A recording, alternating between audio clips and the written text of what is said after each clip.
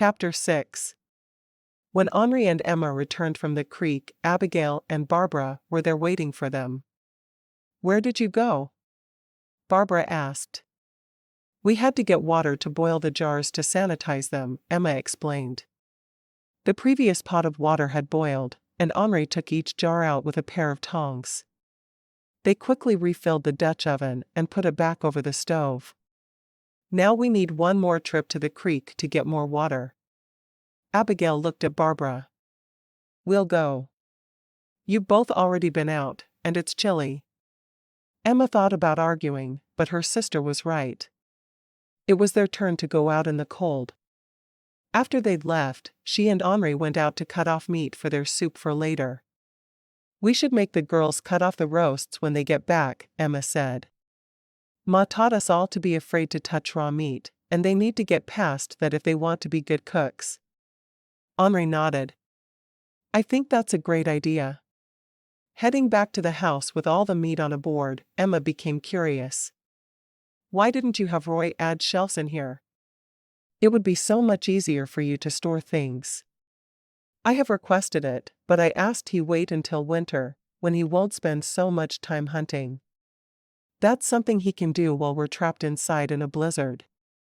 Emma smiled, because the mention of a blizzard reminded her that Jared had told her he was praying for blizzards. "Something funny?" Henri asked. "Just something Jared said this morning. Nothing important." Emma wasn't about to share that with someone who was easily embarrassed by sexual matters. "So, to make the broth, I cut the meat into chunks and cook them for an hour or two over a fire. I tend to put the vegetables in as well because it helps flavor the broth nicely, and always some salt and pepper." Emma nodded. "Would an onion be good for broth?" "Yes. I hate that we don't have any." You would peel off the paper-type substance on the outside of the onion and chop it into small pieces. They would stay in and flavor the soup. Henri grinned. "You're getting good at knowing which flavors to put together." She cut the meat in front of her into small squares for the soup and noticed Emma was already following along. "You are going to be one of the best cooks around." "I don't know about that, but I am enjoying learning. It makes me so happy when Jared is fond of one of my meals. He told me supper last night was delicious." Emma smiled as she cut up the meat the same way Henri was doing. "That's wonderful. I think you're a very natural cook. You only needed to learn a few things about what to do so you could get started. Thank you for teaching me those things. Happy to do it. Then you can take half the cooking for my family off your plate." Emma sighed. "I had a feeling it was going to come to that." "Of course, it is. I can't let them try to fend for themselves when I know how horrible they are at cooking." "I know. I'll help how I can, but would you keep making the bread for now?" "I'm intimidated by it." Henri laughed. "It is one of the harder things to learn over an open fire. We had a beautiful oven at home, and I miss it terribly. As soon as we get all the meat put up, we're going to have a day where we do nothing but bake bread and cinnamon rolls. With as many as are in our two families, it'll all get eaten." "That is very true." "Oh, that's something else my ma taught me. If there's ever bread left over, and it does happen rarely, she would hollow out the bread and make bowls out of it, and she would serve soup in them. You can get 2 bowls from each loaf of bread. When it's shaped like real bread, of course." Emma nodded, understanding exactly what Henri was saying. "I will keep that in mind for when I start baking loaves of bread then." By the time they'd cut up the meat, Emma's sisters were back with more water. They pulled the Dutch oven from the fireplace and again removed the jars, and then they filled it with all of the meat Henri had cut up, and Emma took the extra Dutch oven outside, starting a fire, and then putting the oven in the fire. She added the meat and one of the buckets of water before going in to chop up vegetables with Henri. While the soup cooked, they taught the girls how to cut the meat off the carcasses to be processed. Barbara squealed when the blood touched her hand, which was very predictable behavior for her, but Abigail did as she was told with no fuss. They packed the salt around the meat and put it into the freshly cleaned jars. They had a dozen done by the time the rice and the broth had cooked enough to eat it. Emma and Abigail ate her soup, and Henri and Barbara ate the soup Henri had made. That way they would both still have enough food for their suppers. "Do you have bread left from yesterday?" Henri asked as they finished up their lunch. "I do have one loaf left." "Should we really call them loaves when they look more like pancakes?" Emma asked. "One should be enough with the soup." "And yes, we're calling them loaves, because I will soon be making bread in its correct shape again. You have no idea how much it bothers me to make flat bread." Emma laughed and shook her head. "You have no idea how much it would please me to be able to make your flat bread." Henri smiled and nodded. "We both have our strengths, and soon, we should have each other's strengths." Emma thought it was odd that they'd been married only a week apart, but it seemed as if Henri had been married for much longer. She just seemed so sure of herself as a wife. By the time Emma left that afternoon, the soup she'd made in hand, she was ready to be home with just her own thoughts for a little while. She walked up the hill as leisurely as she could, considering how steep it was. When she walked into the cabin she shared with Jared, she let out a sigh of relief. An hour or two alone would do wonders for her. She built a small fire and hung the soup over it. It was done, but Henri had told her it wouldn't hurt to keep it on a small fire, and it would stay warm that way. The difference in the way Henri did things and the way her ma did things was truly amazing to her. While waiting for Jared to get home, she swept the entire cabin, made up the bed, and hurried to dust everything. The cabin was mostly spotless, but she certainly wanted to keep it that way. She'd have some of the meat when she left Henry's the next day, and she knew it would make her feel as if she knew more about what she was doing. When the cabin was truly as clean as she liked it, she sat down at the table and worked on a small gift for Henri, to thank her for all she'd done to help her. It was a small gown for a baby, and she was adorning it with lace she'd tatted herself. She loved the idea of being an aunt, but she really didn't feel ready to be a mother yet. She and Jared hadn't had enough time to just be a married couple, and they needed that before the demands of a baby came into play. She wanted children, yes, but it wasn't a driving force in her life. The little gown was mostly finished when she set it down to set the table so supper would be ready as soon as Jared walked in the door. She was surprised to hear him a little before expected, but Emma wasn't about to complain. Any extra time spent with Jared was wonderful in her book. Emma had finished putting the bowls of soup on the table and cut several pieces of bread when Jared made it into the house. "I hope you're hungry," Emma called. Jared grinned, walking to her in his sock feet. Someone must have trained him well not to track mud into the house. She wasn't sure if that should be a rule when the floor was part mud, but she certainly wasn't going to complain. When she finally had a real house for her family, it would be a good habit for him to be in. "I thought of you all day," he said, his lips at her neck. "I thought of you as well. I'm glad that no matter what we do during the day, we'll have each other in the evenings." "Yes." He looked at the table. "Soup tonight?" She nodded. "Your sister taught me to make several different kinds of soup today." "I wish we'd thought to bring barley with us," Jared said. "My favorite soups all have barley." "I have never enjoyed barley, but I think we both know that could be because of how my mother made it. She usually just fried it up for us to eat." Jared made a face. "Ma and Henri always use it in soup. I cannot imagine frying it." "Wouldn't that make it hard?" "It does." Emma agreed. She moved to her chair at the table and took a seat. Jared sat as well, reaching for her hand as he prayed.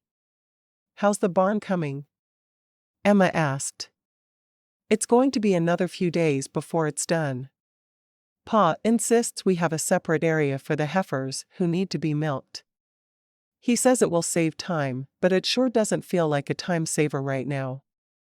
"I can see his reasoning." Oh, Ma told me Sunday that she'll be giving us some of her hens and one rooster. She brought too much for one family. He frowned. So now we need a chicken enclosure, or another small room in the barn for the chickens. He rubbed the back of his neck. I feel like we're spending so much time building structures that there will be no time to hunt for the meat we're going to need. You know my family is sharing all their meat with us, right? Jared nodded. I just hate that we need so much help right now. I believe a man should supply what his family needs, not his wife's family. He sighed. I'll accept the help, of course, because we'll need it, but I would prefer to find a way to do for us myself. I just don't think that could be possible for anyone who has just arrived on the trail. Very few people knew what all they should bring. Ma had the chickens trained, and they never wandered off. We lost one chicken along the way when it was injured, so Ma just made chicken and rice that evening. He shook his head. Your Ma thought ahead more than I did. I should have thought about needing eggs along the way, and when we got here. No one could bring everything they thought they needed. I just pray we'll be able to get what we need here. The area was remote, with only Indians and one trader close. The things they'd considered necessities at home may not be available there. I don't think we need much besides each other, he said, his voice deep. She glanced up from her soup and saw the now familiar look in his eyes. After the dishes, she told him. But her body was heating up already. Her Ma had been right. She loved being with Jared. How about before the dishes and then after the dishes? She laughed. Work before play. It's how I was raised, and I'm sure you were raised the same way. I was. I've never really wanted to break that rule before now though. She smiled. Work first. Play later. It was hard for her to stick to the rule she'd always been taught as well, but he could wait. It only took her a few minutes to wash, wipe, and put the dishes away. He continued to steadily eat his soup. This is very good, he finally said. She could tell he was disappointed, but they both knew the correct way to do things. Thank you, she said softly. Is there anything else you absolutely need here? I'm willing to make whatever I can to make your life easier. Emma shook her head. I'm doing most of my work at Henry's anyway. I know that will probably change when winter hits, but I'll do what needs to be done. You're sure? She nodded emphatically. I have all I need. Let me know if that changes.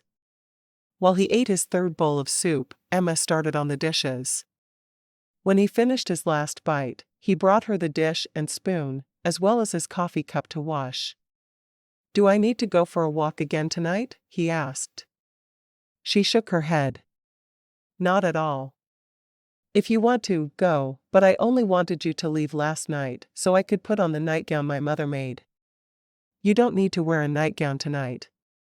You know I'm just going to take it off you if you do. I'm fully aware. When the last dish was wiped and put up on the shelf where it belonged, he took her hand and walked to the bed.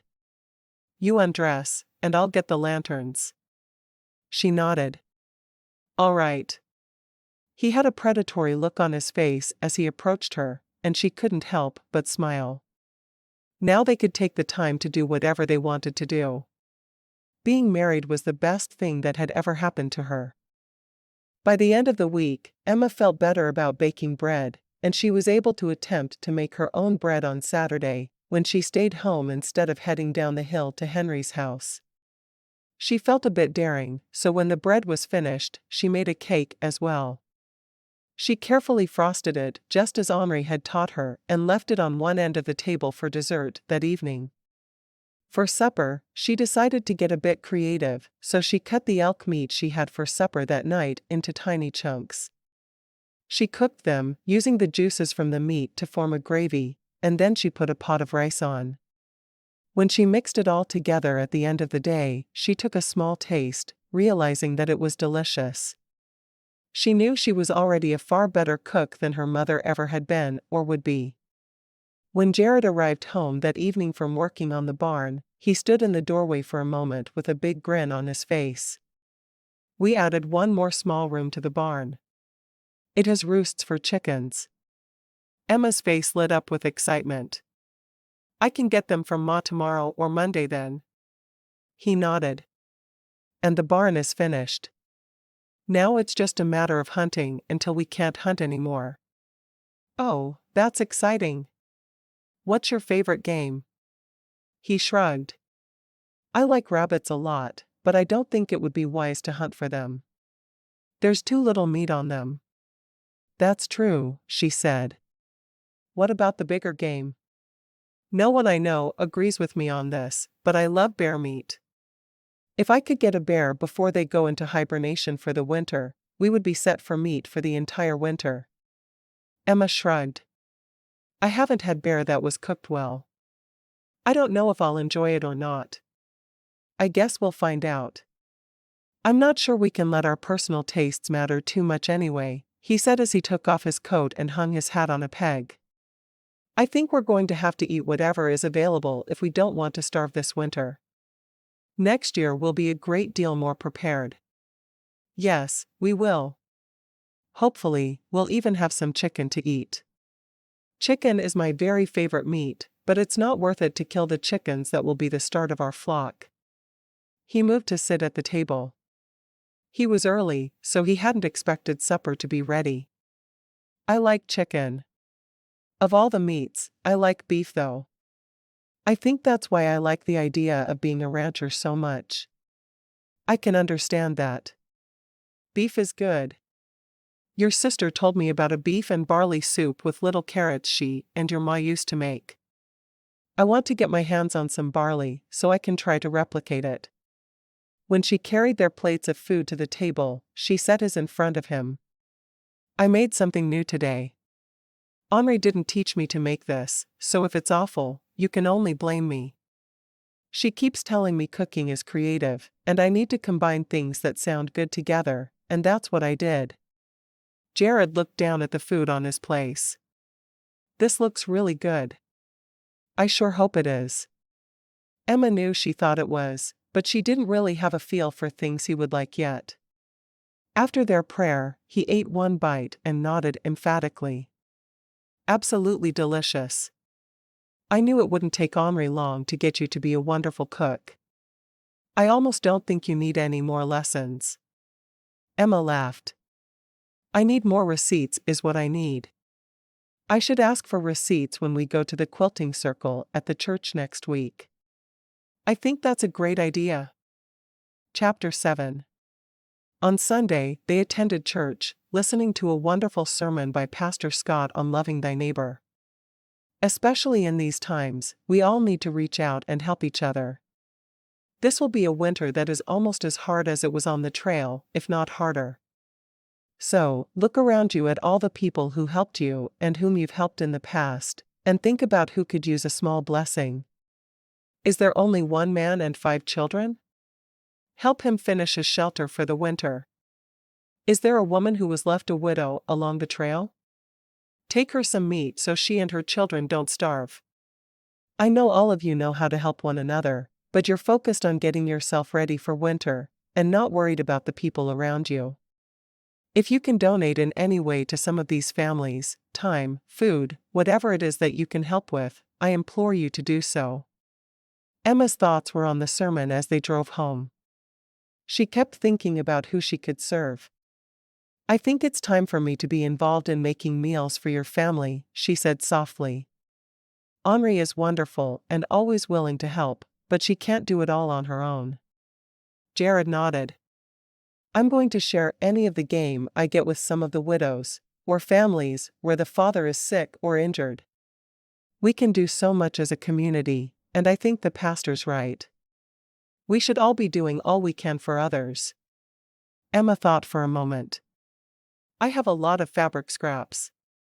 I could perhaps make a rag doll or even a dress for a little girl or perhaps a gown for a new baby. All the people that we know and love are going to need things, and we're healthy and strong. Maybe one deer for us and one for another family. However, it works out, we should share the little we have.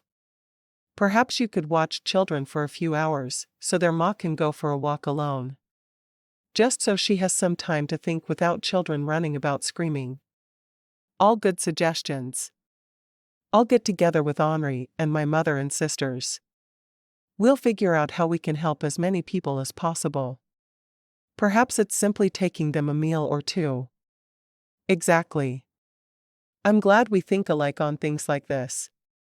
Jared looked over at his beautiful bride and saw more to her than he had. When he'd first courted her, she'd been a pretty face atop a beautiful body. Now though? He saw her for the person inside, and he felt so much more for her. A month ago, he never would have believed that his feelings for her could intensify. He would have to find a way to tell her that she was more to him than a body to relieve himself with. She was quickly becoming his everything. Can we stop at Henry's on the way? Emma asked. Of course. Did you forget something there? No, I want to let her know that I'm happy to do the meal for your family this evening. It may even be edible. He chuckled. You've become a wonderful cook. I have no idea why you're so worried about your cooking now. You haven't messed up a meal in over a week to my knowledge. A week. Henry's probably never messed up a meal. He shook his head. To my knowledge she hasn't, but she had a very good teacher. And now you do as well. She jumped from the wagon when he stopped in front of his sister's house, and he frowned. You're supposed to wait for my help. Emma laughed and shook her head. I've not needed help getting down from a wagon for many years. We'll be formal at times, but I can do things to take care of myself as well. She hurried to the door and knocked. Normally, she wouldn't knock on Henry's door, but knowing her brother was home with her, she was a bit afraid of what she might walk in on. Henri came to the door and opened it wide. You should stay for lunch. Bring Jared in here with you. Emma shook her head. I appreciate the offer, but I'm here to tell you I'll take care of your family for supper tonight. It'll be much easier on you if we take turns. Henri bit her lip as if she wasn't certain if she wanted to accept the offer, but finally she nodded. I do think that would be wonderful, if you truly don't mind. I don't mind at all. I was thinking about the pastor's sermon and all the ways we can help others. Perhaps we can talk about that with Ma and the girls tomorrow. Even if we just made a meal for families who don't have as much. What do you think? I was thinking the same thing. It's scary because we don't know how much we'll need, but if we share, I'm certain we will be blessed for it. Yes. All right. Spend time with my brother, and I'll spend time with yours. Sounds good to me. Henri watched as her brother helped Emma into the wagon. It was funny to watch him and how gentle and caring he was with Emma. He'd certainly never behaved like she needed help with anything, and now he was doing things for Emma that he'd never dreamed of helping her with. It was good. Now I have to figure out what to cook, Emma said as they drove up the hill. I could do a stew with rice. I'd done that for your family before, and I think it was all right. It was better than all right. Stew sounds perfect, and we can have it here as well. No need to fix 2 meals. Oh good. Don't you ever cook beans? He asked. She nodded. I haven't discussed them with Henri, but I know my family always preferred my beans to Ma's. She never put enough water in them, and they were dry and hard. He shook his head. I don't know how you survived as long as you did. If you don't know what something should taste like, then there's no way to know if you've cooked it well. Yes, talk to Henri, but I think it's time to reintroduce beans and rice to our meals. Probably. I know we all got sick of them on the trail, but I also know there are a lot left. We'll be happy to eat them if we run out of meat. Eating them once a week or so will make the meat stretch further. And you can put a small amount of meat in with the beans. That's what Ma and Henri always did. We still complained, but it was good. Jared felt guilty for as much as he'd complained about all the beans on the trail. I'll try that. Is there a certain kind of meat? I like it with just about anything. We can't be picky eaters right now. I'll make it happen then. Emma made to jump out of the wagon, but he put a hand on her knee. Wait for me. She felt silly waiting for him to help her do something she could do perfectly well on her own. Oh. We forgot to stop at my parents' and get our chickens. Do you know how many it will be? Ma said we could have 1 rooster and 4 laying hens. If we give them a few months, we'll have a lot more. Lots of baby chicks in the spring. I would even hold off on collecting eggs until we know that the chicks are hatched. I never thought I'd be a chicken farmer. She grinned. I guess it's not something people think about. Instead of helping her down, Jared walked around the wagon and climbed back up to drive to her parents' house. When they got to the house, he helped her down and then they went to the cabin together. Her sister, Abigail, opened the door. Ma, it's Emma and Jared. Get them the chickens and rooster I set apart from the others, and then invite them to lunch, Ma called back. No thanks to lunch, Ma. I already know what I'm fixing. Emma didn't really know what she was making, but she was certain whatever it was, it would taste better than what Ma was cooking. Abigail grabbed a shawl and hurried outside to the enclosure Pa and Roy had made for the chickens. She pointed to the birds in a small cage together, and Jared picked up the cage. You sure you want chickens? He asked Emma, who nodded. We've always had chickens. They're my favorite. Jared wasn't sure what to say to that. Is one of these going to be chicken and dumplings one day? I've never had that. Is it good? Until you know how to make them, you will not be stopping your lessons with Henri. It's one of my favorite meals, and we'll have it as often as possible. Emma laughed. I'll do my best, but I can't promise to make it just like Henri does. I don't want you to do everything just like Henri. I have a feeling you could even make it better. I don't know about that. With the cage in the back of the wagon, they drove back up the hill for the final time that morning. This time Emma waited for him to help her down, and they carried the cage over to the barn. I think we should take the cage back to Ma, she said after they'd let the chickens out in their own little room. He nodded. I'm sure she'll be sharing chickens with more people than just us. She shares eggs with Roy and Henri, but I think she'll give them some of her flock in the spring. I know I'd rather not ask her to take care of them, and then take her eggs, and I have a feeling Henri will feel just the same. I'm sure you're right. Henri likes to be self-sufficient. Did she try to argue with you taking supper to my family? He asked. She did. But I told her she deserves a break, and we're going to start alternating days. Now that I've learned to bake my own bread, I'm feeling a great deal more confident about my cooking. What are we having for lunch today? He asked, already getting hungry.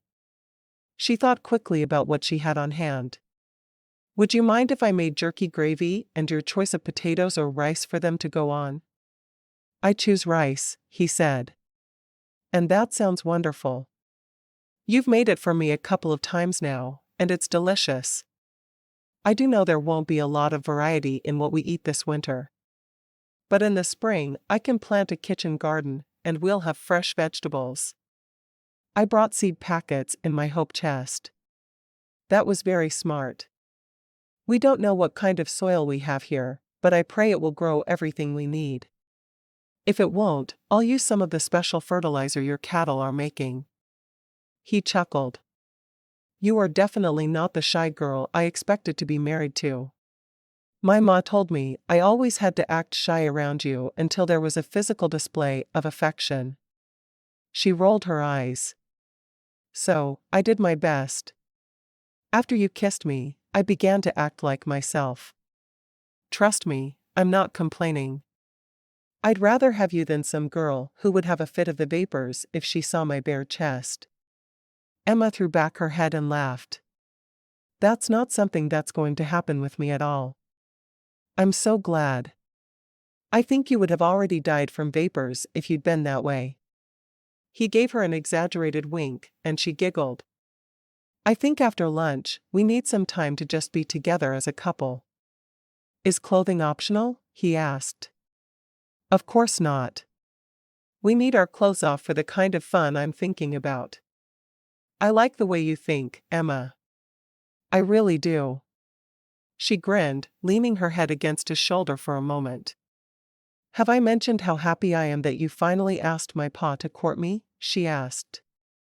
I've been watching your shoulders and your cute bottom since we left Independence. For once, he looked embarrassed. You were looking at my bottom? Oh, yes. I wanted to feel it naked at my hands, but I didn't think it would be proper to walk up to you and tell you that. He laughed. Emma? Yes, Jared? My life is so much better because you're in it. You're the woman I need to spend all my life with. I don't know what I would do if I ever lost you. You're not going to lose me. She shook her head. I'm strong. You'll see. As soon as they were inside, she went to work on their lunch, remembering to start the rice first this time. He watched her while she cooked for a few minutes, and then he pulled out a knife and a small block of wood. He'd always enjoyed whittling, and he was certain he could make a beautiful Christmas present for her, while she did chores around the house. It was a quiet, leisurely day for them, and they felt closer as a couple by the time it was over. She also felt weak as a rag doll, but her happiness was such that she didn't care. Jared was the only person who could make her this happy. Asterisk. Emma met up with the other women after cleaning and doing the breakfast dishes on Monday. All of them were thinking of ways they could work together to help different families in need. Do we have any widowers? Henri asked. I mean, I know my pa, but there have to be others. Most of them were married on the trail, Emma said. Your pa may be the only one left. Even Mr. Bedwell got married, and we all know that was not expected. Henri smiled. Katie is so good for him. She is a good wife and mother to his boys. She's already expecting, you know. Emma could see on Henry's face that she was eager for children in a way she simply wasn't. She would take the children God gave her and love them with everything inside her, but she hoped they were 2 or 3 years down the road. So, let's think about the widows then. I'm sure many of them could use some time away from their children. There are a few widows that didn't marry, I think. There's old Mrs. Jenkins. She's super nice, but her children are grown. She's probably lonely. Ma pursed her lips. I think I'll go visit her with a pie or cake. Well, as long as Emma or Henri are willing to make it. The cake I tried turned out awful. Barbara nodded. It really did.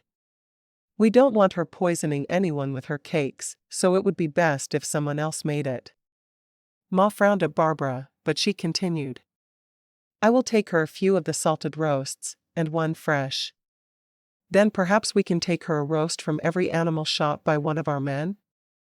It would take her a few days to eat one, so it would provide a lot of food for her. Do you know where she settled? Henri asked, taking notes on a piece of paper. She's down near the church, Emma said. I remember her telling me that at the church raising. Henri looked deep in thought for a moment. I wonder if she'd like my cookies instead of a cake or pie. I would love to learn to make your cookies, so let's say cookies, Emma replied. We'll make that a plan then. What day do you think you'll go, Mrs. Williams? Perhaps on Friday. On Sunday, she sees people at church. On Wednesday, she will go to the quilting circle. So, if I go Friday, that will be something to look forward to. Perfect. Henri said. We'll tell her you're coming on Wednesday, Emma said. Who next? Henri asked. Chapter 8. By Wednesday, Henri and the Williams women knew who they were going to help and when. They spent the morning working with the quilting circle. It was fun to have time to sit and chat with the others. Mary and her mother were there together, and it made Emma wonder who was caring for all of Mrs. Mitchell's other children. "You didn't bring your children?" she asked. "They are old enough to mind themselves for a few hours," Mrs. Mitchell said. "I left them a cold lunch they can eat when they get hungry. I needed a little time on my own." "I can understand that completely." Emma's younger siblings were there helping with the quilt they were making. "Who are we making the quilt for?" "This first one is for the pastor and his wife," Margaret Pruitt said, speaking softly. Her children were playing quietly at her feet, and she was very noticeably pregnant with her third, who was her husband Jamie's first. "I think the first should go to them. We can't really start tithing for a while. I know we've been bringing some meat here, but with as far along as Hannah is, it will make things a great deal easier if we can help them as much as possible," Henri agreed. "Has anyone been assigned to take them meals after the baby is born yet?" All the women looked at each other. Betty finally answered, "I don't think anyone has thought of it yet. I brought a pencil and paper. I'll make sure it happens." "I think suppers for a week?" "That sounds about right," Margaret said. Henri got up and moved around the circle, asking women which day of the week they preferred, while Emma concentrated on the quilt. Hannah wasn't there, and she couldn't help but wonder why. Sarah was there with her younger siblings, looking tired, but happy. Her face had a bit of a glow to it, and Emma thought she must be happy in her marriage. Penelope was excited to be quilting. "I thought when I came west, I would open a seamstress shop. I do love sewing." "And Herbert doesn't mind when you're not at home working?" Mary asked. "Not at all," Penelope said. "He's happy that I have time to spend with dear friends I've made along the way." Trudy nodded, a huge smile on her face. "My Joseph is the same. If Emily is cared for, he's quite happy for me to be among other ladies. It's good we all settled together. If we had been on our own, I'm sure I would have lost my mind." Emma glanced at Trudy. She'd talked to her a bit at the beginning of their journey west, but the woman had been so prickly, it was difficult to have a conversation with her. Marriage had truly changed her. All the women seemed pleased to be there, and Hannah came in a short while later. "I'm very sorry I'm late. This morning wasn't a good one." Mrs. Mitchell shook her head at Hannah. "Most women are over their morning sickness by the time they're 3 months along. But I've heard it said the more you're sick, the healthier the baby. You will have the healthiest child this side of the Mississippi. I'll be thankful for that." Hannah hadn't complained to Emma's knowledge, and she was surprised to learn the other woman was so sick with her pregnancy. Betty nodded. "Malcolm thinks you're doing very well, despite the constant nausea. Just think, in another few weeks, you'll be holding your beautiful baby in your arms. I think that will make it all worth it." Henri nodded emphatically. "It would be worth it for me." Emma and her family had all decided to spread themselves out over the entire circle that morning, so if there was little talk, they could keep things moving along. It seemed to be working well. Just before noon, they all went their separate ways, and Emma started the walk back to their land with Henri and her family. "I have a cold lunch waiting for us at my place," Henri said. "I made bread and I have leftover roast. We'll eat the roast between pieces of bread." "That sounds good," Emma said. She'd never eaten anything like it, but her mother hadn't made bread, so it made sense she knew so little about it. They were all out of breath when they got to Henry's cabin, and it was only halfway up the hill. Jared had promised that as it got colder, he'd build a sleigh for them to go in, but for now, they were walking everywhere.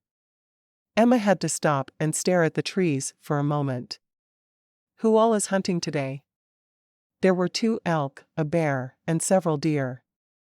"I know Jared went, and he was hoping for a bear." Henri shook her head. "He's the only one in our family who ever liked eating bear." Henri opened the front door. "I know Roy was out today, and he said his pa was going with him. I think maybe all the men went hunting."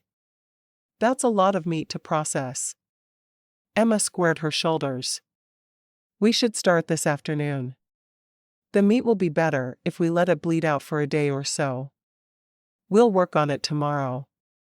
Henri looked tired at the mere thought, but there wasn't a single complaint from her lips. She believed it was her job to take care of the men in her life, but she also believed it was a privilege to care for them. Emma couldn't help but admire her attitude. We'll start tomorrow then, Emma said. She knew Henri knew better when it came to processing the meat. That afternoon was spent learning to make pies, and the first thing Henri taught Emma was how to make meat pies. Does Jared like these? Emma didn't want to learn to make anything Jared wouldn't be pleased with. His two favorite things in the world are chicken and dumplings, and meat pies. I probably should have taught you to make this last week. Emma smiled. He'll just be happy when I get home then, won't he? I've seen the way my brother looks at you. He's always happy to see you. I'm happy to see him as well. I do enjoy being married to your brother. Emma's mother and sisters had gone home after lunch, so it was just the two of them. I'd like to learn to make fruit pies as well. I will teach you. I have some dried apples and some dried cherries left. We'll make a couple of pies with those, and then you'll be able to do it yourself. If we write down the receipt for pie crust, Emma said.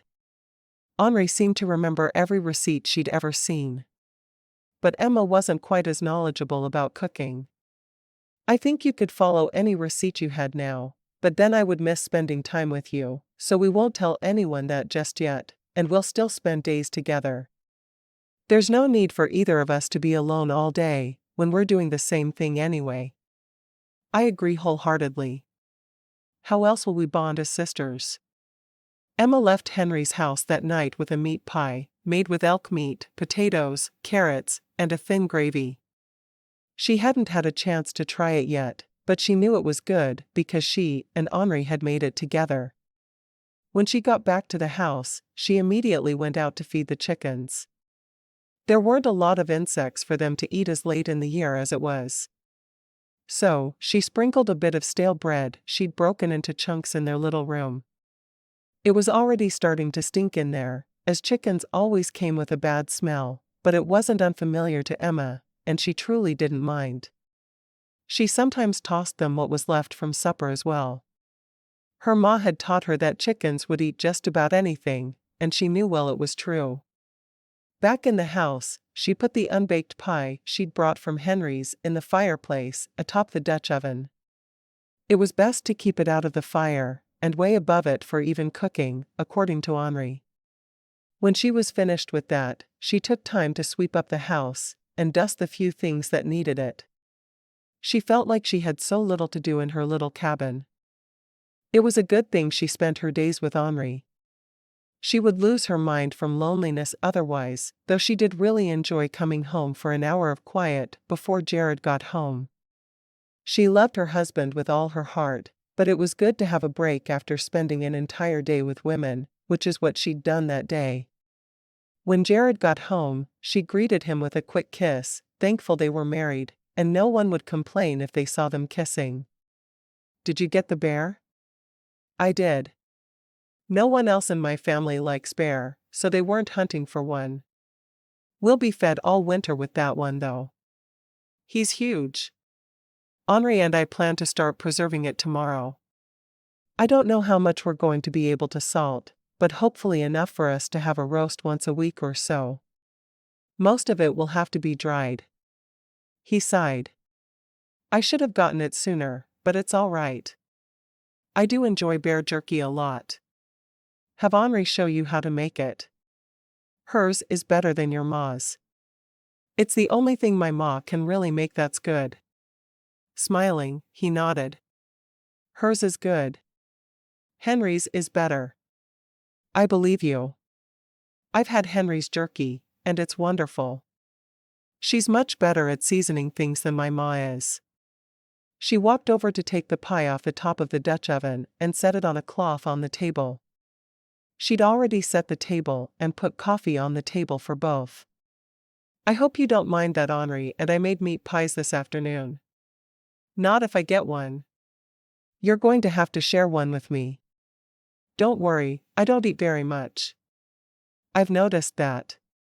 Why don't you eat much? I'm not very hungry, she said. Ever? I have a good breakfast and a good lunch every single day. I eat supper, but I'm usually not very hungry that late in the day. Jared smiled. I'll eat your share and mine too. I get a little. I didn't even get to try it yet. You have to like it, so you'll cook it for me. Emma laughed. Henri said that you love this almost as much as you love chicken and dumplings. I'll learn to make those as soon as I can. I wonder how Bear would go with dumplings. Jared cocked his head, thinking about it. Have Henri teach you to make dumplings, and we'll try it with bear meat. I will. She rubbed the back of her neck. We went to the quilting circle at the church today. Our first project is making a quilt for the pastor and Hannah. I'm sure that will make them very happy. Emma nodded. With that baby coming soon, they're going to need lots of help. I can understand that, he said. We haven't talked about children much. Do you want them? She was almost afraid to tell him her real feelings, but she didn't want to lie to him either. I would like children, but I'd rather we waited a year or two. We won't be able to enjoy one another as much with a small child. And you think our enjoyment of each other is more important than having children right off? Of course, I do. Don't you? I hadn't thought of it that way, honestly. I thought you'd want to have a baby right away, like Henri does. He sat for a moment, thinking about what she'd said. I think you're right. Not that we can really control it, but I like the idea of waiting a little while as well. But we must make one another a promise. What's that? We cannot be upset if we find we're having a baby sooner. If you discover next month that you're expecting, you must tell me, and we will rejoice over the life God has given us to parent. Oh, absolutely. I will love our child no matter what. But I hope we can wait a little while. I do like the idea of having a little boy who looks just like his papa. He smiled. And all I can think about is a little girl who is identical to her mama. I hope one of us gets their way, eventually. How many children would you like? Oh, 7 or 8 sounds good. Maybe more. Just not next week. She served them each a portion of the pie, making sure that his was twice the size of hers. As soon as it was on his plate, he gripped her hand and prayed. I can't believe we wasted all that time talking with meat pie on the table. She laughed. It smells good.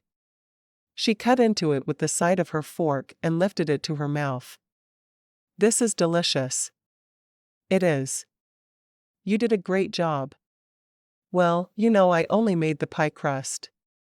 I could make it again, though, but that's all I did this time. Well, it's wonderful. The pie crust is flaky, just as it should be. Thanks. It's hard to mess up with Henri right beside me. Though I do think I could duplicate the process since she gave me the receipt for the pie crust. The rest of the meal is easy because of what she's already shown me. Emma looked at him. Henri said we didn't need bread with this meal, so we didn't make it today. I hope you don't mind. Henry's right, as usual. It annoys me how very often she's right. But I'll want bread with my bear stew tomorrow night. She laughed softly. I'll make it then. I think we'll be processing meat all day tomorrow. I can't believe how much meat you men brought in. We provide the food. All you have to do is cook it, he said. That's all? Emma felt like laughing. He had no idea how much work it was to process that much meat, and it showed. But her mother had once told her that all men think their work is harder than a woman's. She didn't mind. You'll make bear stew tomorrow for supper? Absolutely. Would you like carrots and potatoes in it? Over rice or no rice? Since not all the bear meat will be able to be salted and preserved, let's just have stew tomorrow. The more meat the better. All right. I'll make sure it happens. I'll bring home a few roasts, and I'll put them in a covered bucket outside where they'll stay cold enough I can make them for several days straight. Jared grinned, tilting his head to one side. Imagine how good bear meat pie would be. All right. You know, I couldn't cook worth a lick 2 weeks ago, and here you are, requesting special meals from me. He chuckled.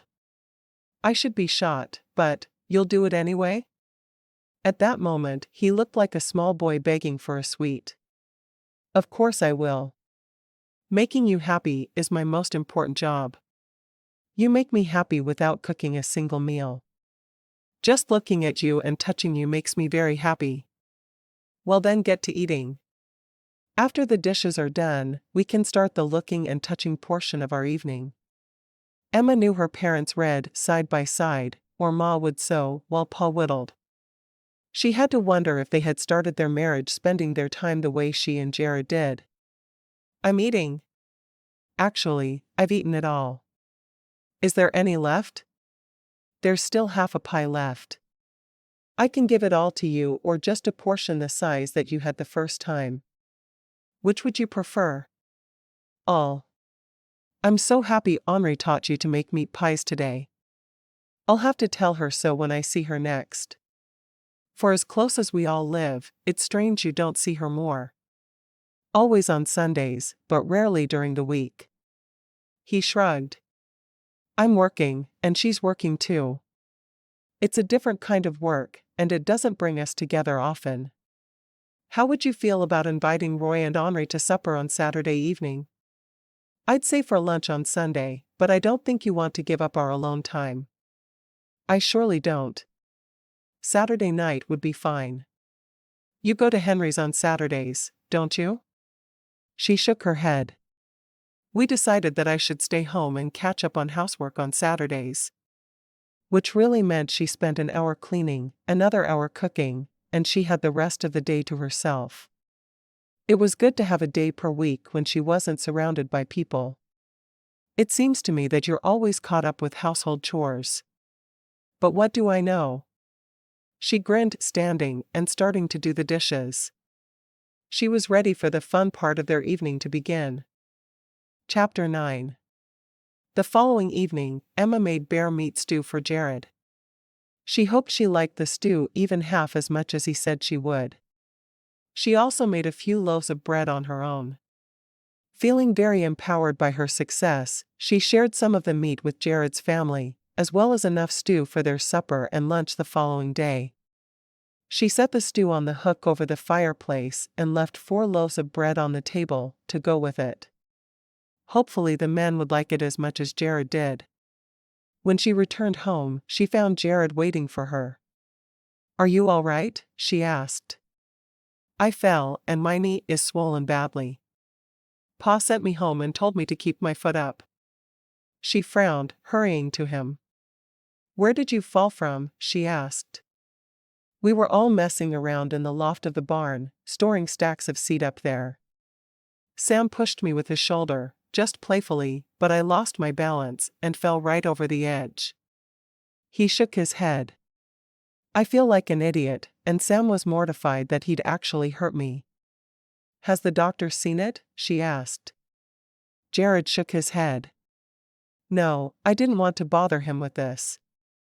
She shook her head. I'm going to go saddle one of the horses, and I'll ride to get him. He needs to see this. I'm hoping there's something he can do for it.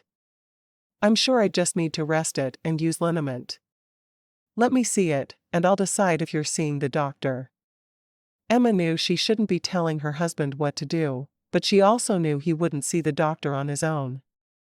She had no idea how she was supposed to help him otherwise. Are you asking me to take my pants off, Emma? He asked, wiggling his eyebrows up and down at her. There are very few times I'm not interested in sex with you, Emma said, but this is one of them. We need to make sure it's all right before you go back to work. He sighed, unfastening the buttons of his pants, and she helped him remove them. When she saw his knee, it was swollen to double its usual size, and a dark purple surrounded it. "What do you think?" he asked. "I think you need the doctor to look at it. I'll be back shortly. Do you want to have a bowl of stew to eat while I'm gone?" He was in the bed, and normally she didn't like eating in the bed, but she needed to keep him down while she was gone, and it seemed to be the only way. She put on her winter coat and mittens, wrapping a scarf around her head. It had been below freezing every night since they'd arrived. Everyone was just thankful no snow had lasted more than a day. The ground was hard, but at that point, it wasn't impossible to dig into. She saddled the smallest of the horses, saying a silent prayer. He was easy to ride. She'd only ridden a horse a few times, and now she needed to. Sure, she could go to his family for help, but she felt better going herself. It felt like it was an act of service for him, and she was learning from Henri that it was best if you enjoy doing for the ones you love. She went slowly down the hill, but picked up the pace when she got to the bottom, heading straight to Dr. Bentley's house. When she got down, she tied the reins to a tree, unsure if this horse would know to stay there or if he or she would return home. She knocked on the door loudly, praying she wasn't interrupting a night of fun between the doctor and his sweet wife Betty. Betty came to the door, fully clothed, and that made Emma feel a little better about her unexpected visit. "I'm sorry, but my husband fell from the loft in the barn. His knee is very swollen and black and blue." "Oh. Malcolm is home. We'll be right there. You know where to find us?" Betty nodded. "We turned just past the church. I've seen the tracks of your wagons." "All right. I'm going to get there as quickly as I can. I was afraid to leave him alone, but I feel pretty confident he should see the doctor." "We're coming," Betty said. Emma rode quickly up the hill, returning the horse to the barn. She would remember this was a horse who was calm and easy to ride. Hurrying back to the house, she went inside to find Jared still in bed, but with his bowl of stew gone. "I think I need more," he said, looking at his empty bowl. Emma laughed. "I'll get you more. The doc and Betty are on their way." "I think we're disturbing them for nothing," he said. "If we're only seeing him for my peace of mind, then I'll have to be content with that. Would you like me to bring you some bread and butter as well?" "Yes, please." By the time Jared had finished with his second bowl, the Bentleys were there, and the doctor was looking at Jared's knee. "Your wife is right. That doesn't look good. I'm going to give you some laudanum for the pain, and I'll give Emma some liniment for that knee. You need to stay off of it at least until Monday." "Monday?" Jared grumbled. "No church on Sunday?" "Not at this point," the doctor said. "Emma, I want him to take the laudanum every 4 hours for pain. If it's so bad he can't take it, you can move the doses a little closer together." "I'll do exactly as you say, Dr. Bentley. Thank you for coming." Dr. Bentley looked at Jared once more. "You're going to be a good patient and listen to your wife, aren't you?" Jared frowned. "There's so much to do right now. Winter will hit any day." "I'm aware, but if you ever want to walk without a limp, follow my instructions." "Yes, sir." Jared was obviously annoyed, but Emma was glad they had instructions for what to do. She felt much safer about him that way. "I'll do my best to see to it," Emma said. "I know he doesn't want to stay in bed, but it's necessary." She frowned. "Would you stay for supper?" "I'd feel much better if you did." Dr. Bentley and Betty exchanged a look. "I already cooked," Betty said softly. "Maybe another time." "That sounds good." Emma watched the two of them leave and looked at Jared. "Time for your laudanum." "I don't think I want to take laudanum. Too many people I have known have gotten very sick from it." Emma had heard many tales about how laudanum turned people into something they weren't before. She didn't want to risk it. Besides, it wouldn't help him heal, it would just help him learn to tolerate pain. All right. But you'd better not try to go back to work early. She was certain that was the most important thing for him. I'll do my best. Maybe I could sit out front in the morning with a rifle at my side. I could at least try to hunt. She frowned, thinking about it, but finally nodded. Most of the wild creatures wouldn't come close enough to be shot, but it wouldn't hurt him to sit outside with his rifle. All right, but if you get tired, you need to come inside. I'm going to hurry down the hill and let Henri know I won't be at her house tomorrow. Aren't you at least going to keep me company? He asked. I'll bring you your whittling, but then I'll be right back. She took him the small block of wood she'd seen him work on many times as well as a knife. I'll be back soon. I want to go before it's dark. She rushed down the hill and explained what was happening to Henri, who volunteered to do the meals for her family all weekend. They hadn't processed nearly enough of the bear meat, so Emma cut off 2 more large chunks and hurried back up the hill. As she walked into the cabin, the sun was setting behind her, and it was a glorious sight from atop the hill where they were. The sky was colored with pink, purples, and oranges. It was one of the most beautiful things she'd ever seen, and she was thrilled to know she'd be able to look out at it for the rest of her life.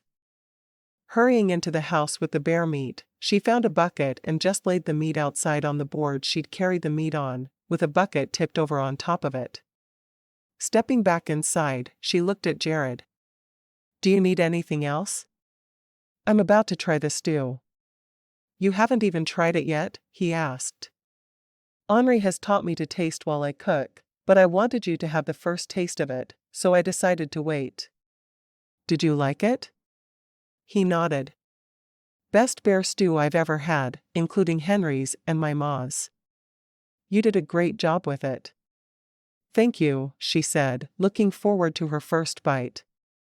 Henri had warned her that bear may not be to her taste, but she was determined to try it. Filling a bowl, she carried a chair over next to the bed, so she could chat with Jared while he slept. She held her bowl in her hands, bowed her head for a silent prayer, and took her first bite. Oh. This is good. It tastes like sweet venison. I'm glad you like it. Now I can get a bear every fall, and we'll eat happily all winter. She smiled. I have a feeling we'll both want a little more variety than that, but we'll see. Emma really liked to eat chicken, and if they could get some roosters the following year, they'd have them for meals. They only needed one for their flock to keep growing anyway. Maybe you will, but bear meat is my favorite, and I could eat it every day for the rest of my life. Jared looked adamant, and he looked up from his whittling and waved his knife at her. She wasn't going to argue with him about the best kind of meat, so she changed the subject. After I've eaten, I'll apply the liniment. Can you think of anything else that would keep you busy? She asked.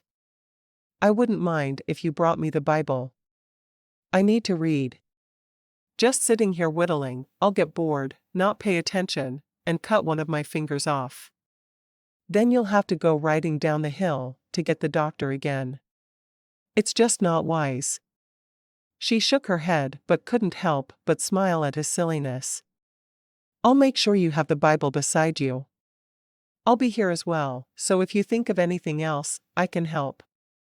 Emma finished eating and washed the dishes, sweeping the floors, and looking around for something else to clean. When she found nothing else was dirty, she moved back to the chair at his side. She brought the baby gown she was making for Henri along with her. Instead of reading or whittling, Jared watched her sew the lace onto the collar of the little gown. Who is that for? Henri. Is she already expecting? He asked with shock in his voice. She shook her head. No, but I try to always keep a few baby gowns made up for friends who have babies. I'm saying this one is for Henri, but it may be for us. I don't know. I certainly don't want to have a baby before they do, he said. Though I know Henri would welcome a baby tomorrow. Emma smiled. I'm sure it's not a contest to see who will have a baby first. Does your pa want to be a grandfather? Pa doesn't talk about things like that, but Ma wanted a grandchild more than anything. Emma could see the sadness on Jared's face when he talked about his ma. Tell me about your ma. What was she like? He shrugged. She was a loving mother. A good wife to Pa. She was a wonderful cook, but she hated to sew. She kept her house perfectly neat, and once chased me with a broom when I tracked mud into the house. I never really thought about what she was like, because she was my ma. Does that make sense? It does. I'm sure you miss her every day. I sure don't miss her like Henri does. She and Ma were super close, and they did everything together. Henri likes the things Ma liked, and she dislikes the things Ma disliked. She acts like she's just fine, and she may be now, but right after it happened, we'd hear her crying at night. No one knew what to say or do, so we all pretended we didn't hear it. Oh, that's so sad, Emma said, tying off her thread. I know I'd be devastated if I lost my ma. Hopefully that won't happen anytime soon. He patted the bed beside him. I think you should get undressed and join me. Emma frowned. You can't try to make love with me.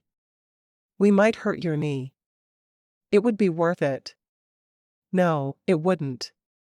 Monday, when you go back to work, we can resume our fun evenings. For now, we're just going to have to use a little self-control. Jared looked downright ornery at her words. He obviously didn't think he was hurt badly enough that he should have to restrain himself. I know how my knee feels better than you do. Emma nodded. That's very true.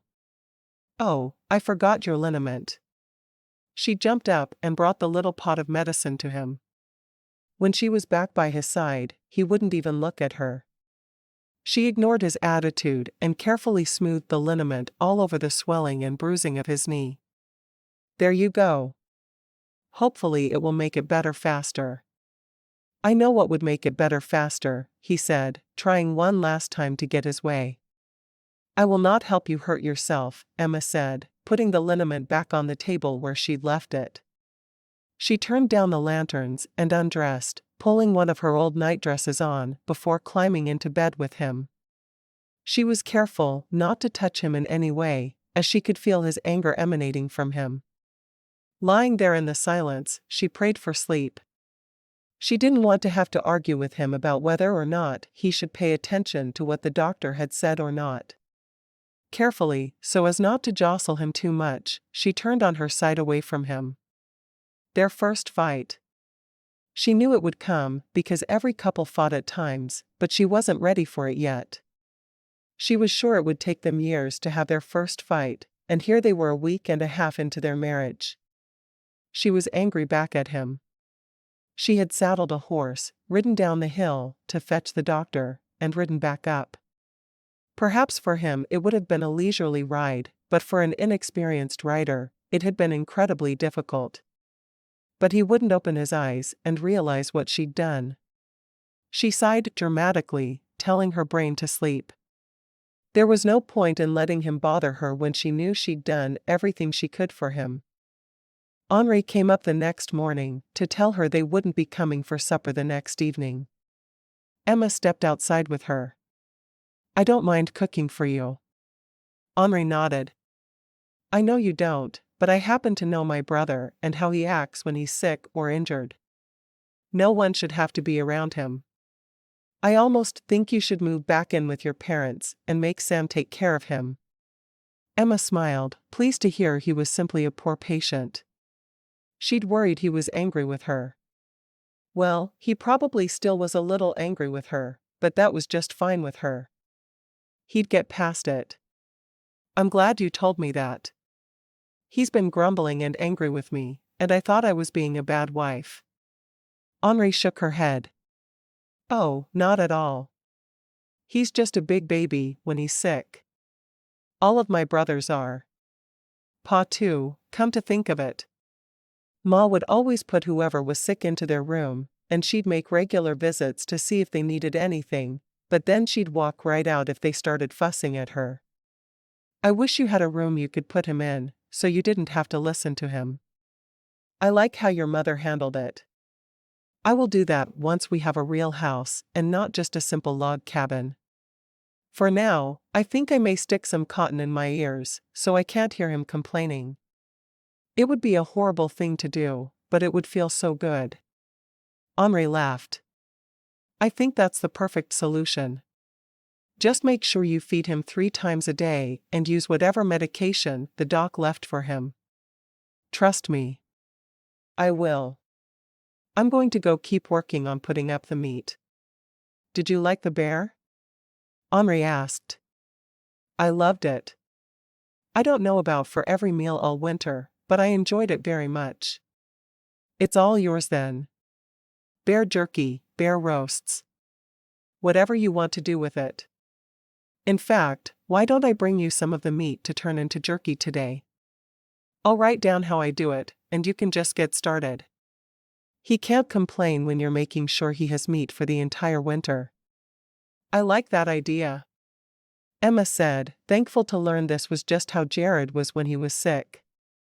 She could make it until Monday with that knowledge. Chapter 10.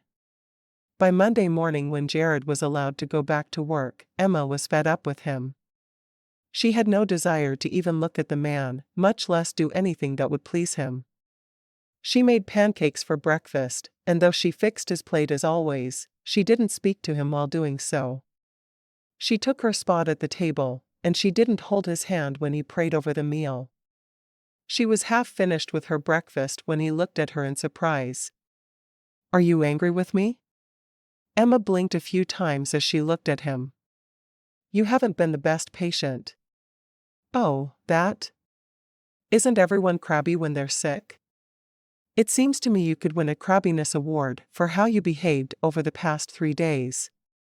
Emma didn't want to fight with him, but she felt she at least deserved an apology with the way he'd acted.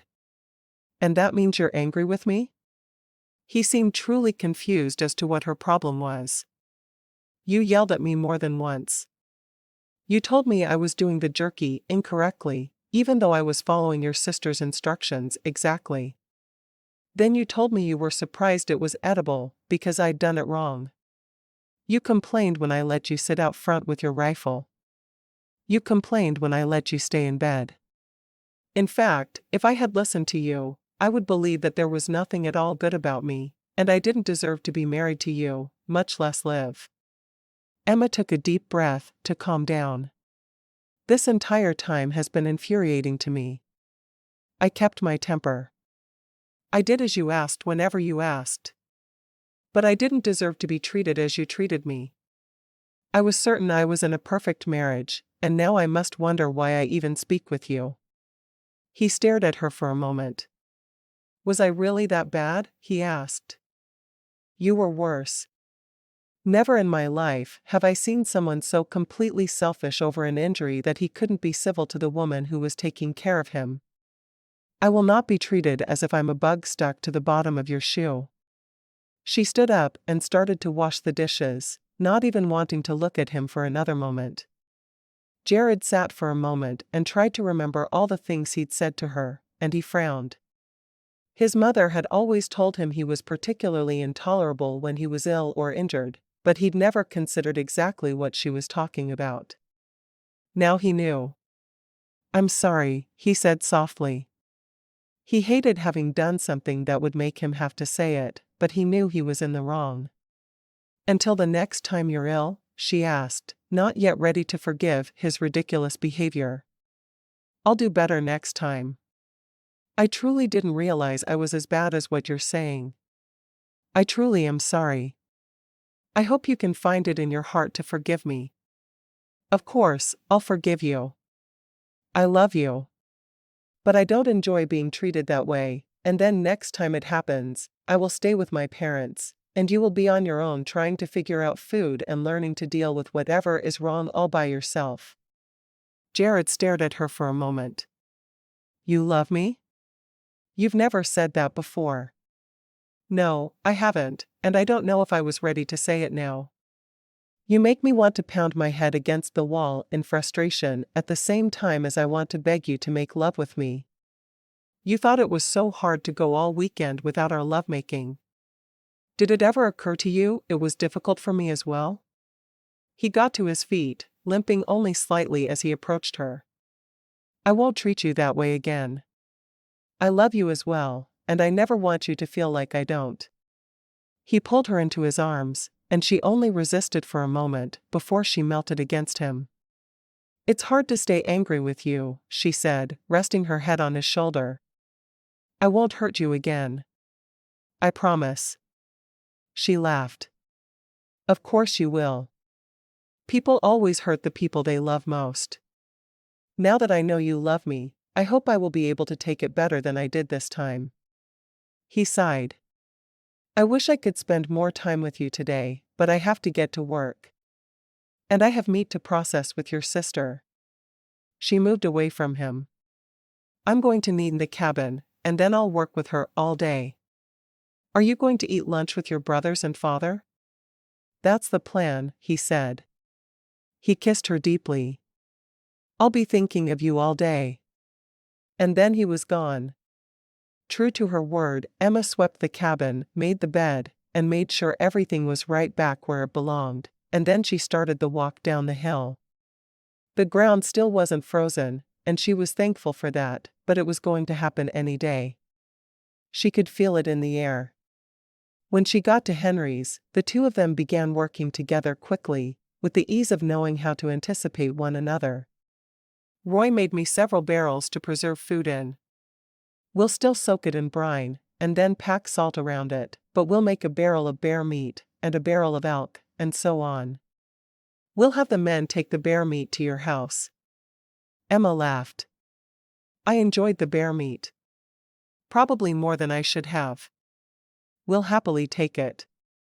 Jared has already given me a list of foods that he loves that he wants me to try it in.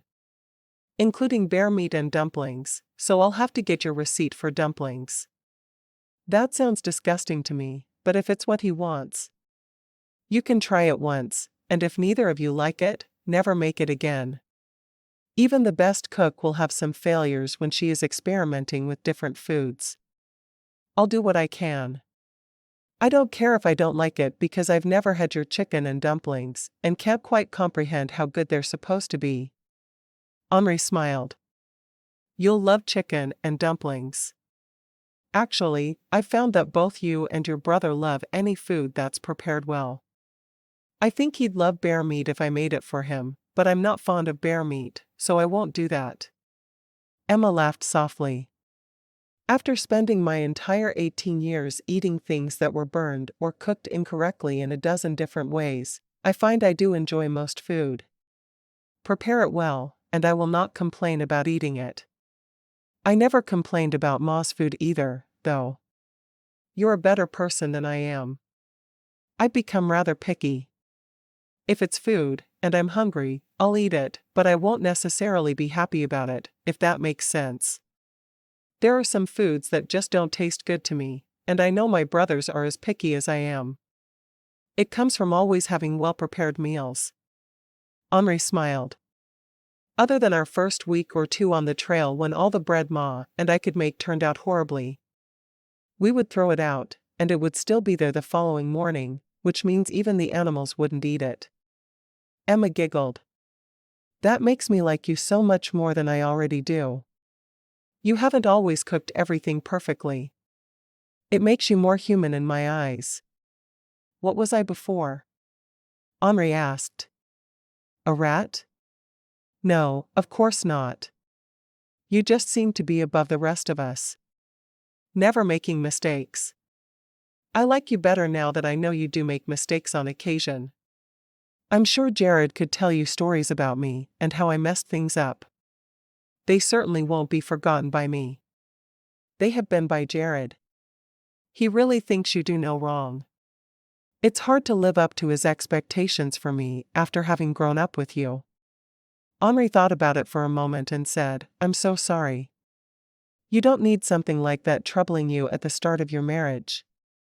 It's not your fault. You are who you were raised to be, and I'm feeling insecure. It's not you at all.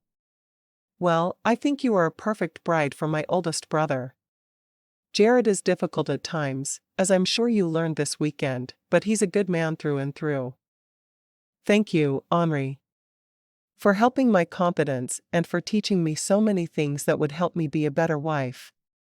Without you, we'd be eating poorly cooked meals and jerky, and nothing else.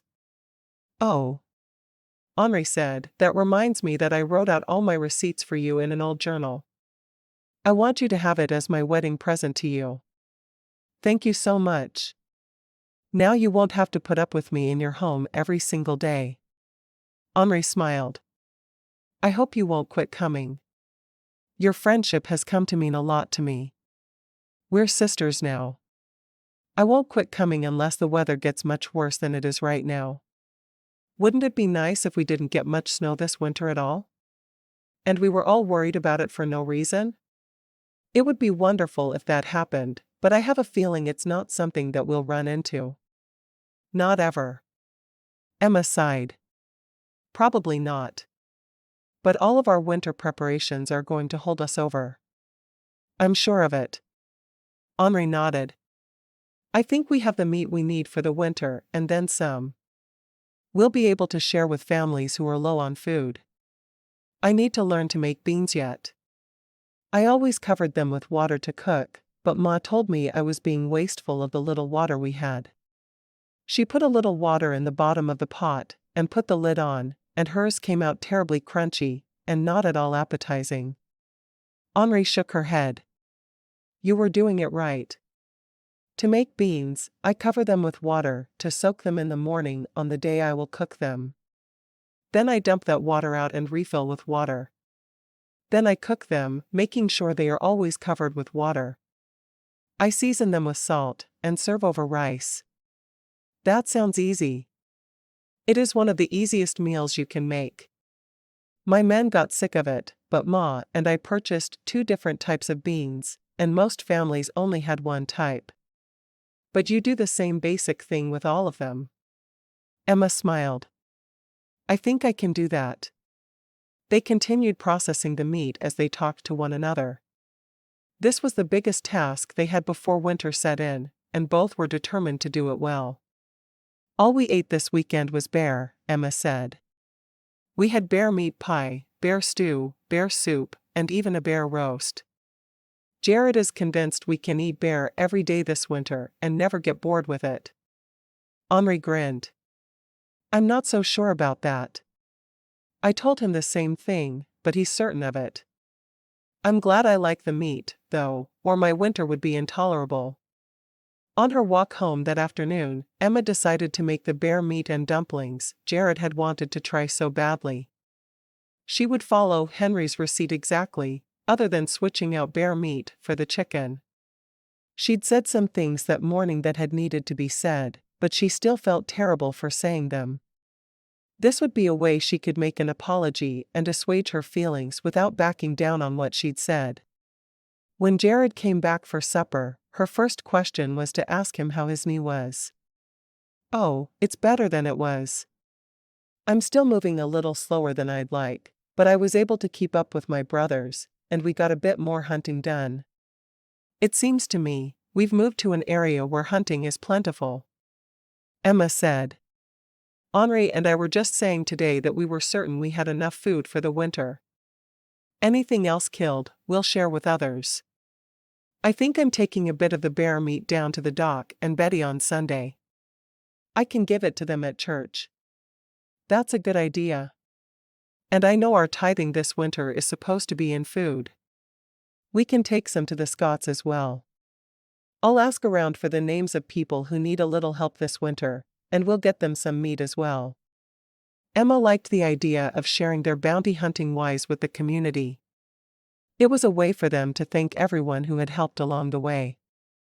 After supper dishes were done, Jared pulled her into his arms and held her close. I couldn't stop thinking about what you said this morning all day. I will do everything I can to never treat you that way again. I hope you know that. She nodded. I do believe you.